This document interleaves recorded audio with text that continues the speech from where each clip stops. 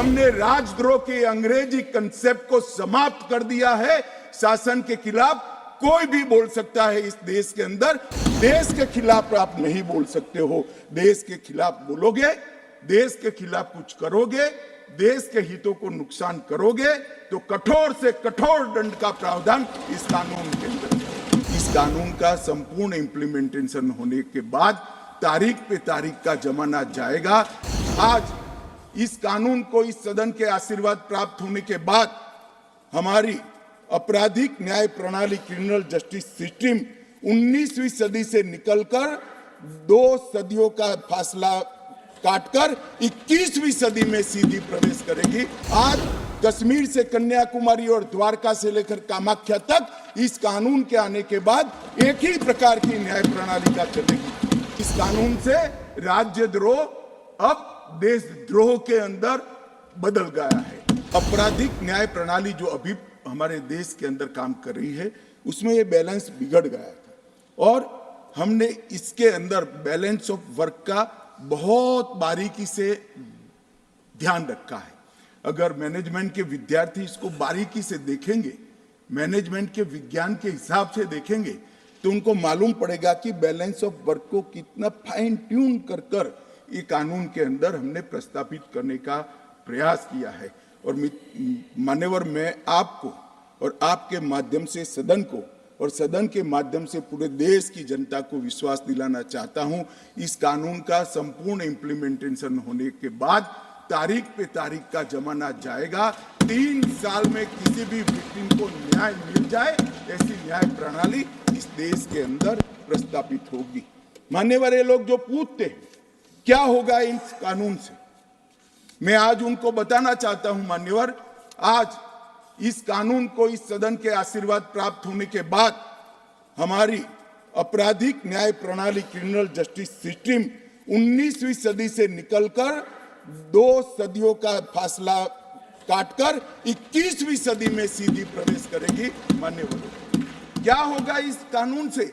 मूल भारतीय परंपरा की न्याय की अवधारणा को समग्र विश्व को हम परिचय करा पाएंगे और इसके सुफल इस देश की जनता चख पाएगी। क्या होगा इससे? जो पूछते हैं मैं उनको कहना चाहता हूं, विश्व की सबसे आधुनिक और वैज्ञानिक न्याय प्रणाली का भारत की 140 करोड़ की जनता के लिए उपस्थित है। क्या होगा इस कानून से? जो पूछते हैं उनको मैं बताना चाहता हूं कि आज जो विद्यमान है वो सारी तकनीक और आने वाले 100 साल तक जो तकनीक आगे बढ़ सकती है वो सारी तकनीक को सिर्फ रूल्स में परिवर्तन कर कर समाहित किया जाए, इतनी दूरदृष्टि के साथ तकनीक को इस कानून के अंदर समाहित किया गया। जो पूछते हैं क्या होगा इस कानून से, मैं उनको कहना चाहता हूं कि 7 साल से ज्यादा सजा है वो सभी घृणित अपराधों के लिए हमने फोरेंसिक साइंस लेबोरेटरी की विजिट को कंपलसरी किया है, जिससे कन्विक्शन रेशियो के अंदर बढ़ावा होगा।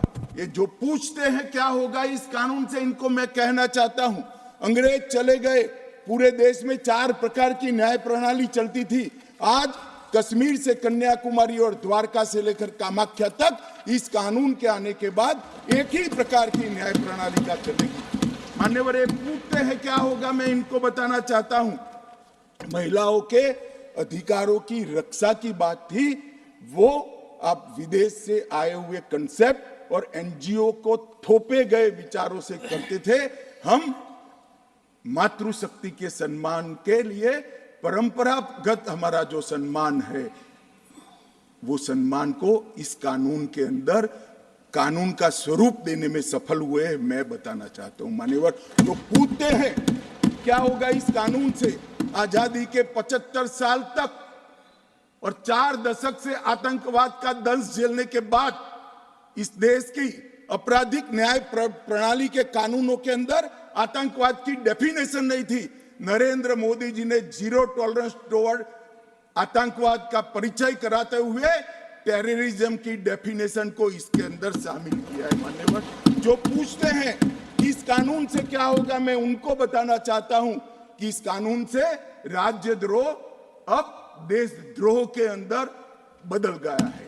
राज्य के शासन की रक्षा के लिए एक जमाना था जब ब्रिटिश ताज का इस देश के अंदर शासन था मान्यवर, रानी के खिलाफ कोई आवाज नहीं कर सकता, फांसी पे चढ़ा दिए जाए।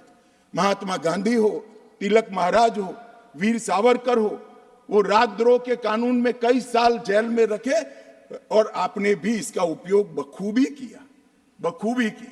इमरजेंसी के अंदर ढेर सारे लोगों को जेल में डाल दिया, ढेर सारे विपक्ष के नेताओं। मान्यवर, हमने राजद्रोह के अंग्रेजी कंसेप्ट को समाप्त कर दिया है। शासन के खिलाफ कोई भी बोल सकता है इस देश के अंदर। अब वाणी स्वतंत्रता का अधिकार भी है और लोकतंत्र है, मगर देश के खिलाफ आप नहीं बोल सकते हो।